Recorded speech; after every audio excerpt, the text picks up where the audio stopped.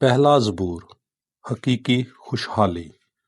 مبارک ہے وہ آدمی جو شریروں کی صلاح پر نہیں چلتا اور خطا کاروں کی راہ میں قدم نہیں رکھتا اور نہ ٹھٹھا بازوں کی مجلس میں بیٹھتا ہے، بلکہ جس کی مسرت خداوند کی شریعت ہے اور جو دن رات اس کی شریعت پر دھیان لگاتا ہے، وہ اس درخت کی مانند ہے جو پانی کی نہروں کے پاس لگایا گیا ہے، جو اپنے وقت پر پھل دیتا ہے، جس کے پتے نہیں مرجھاتے۔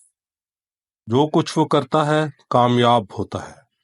شریر ایسے نہیں، ہرگز ایسے نہیں، بلکہ وہ بوسے کی مانند ہے جسے ہوا اڑا لے جاتی ہے۔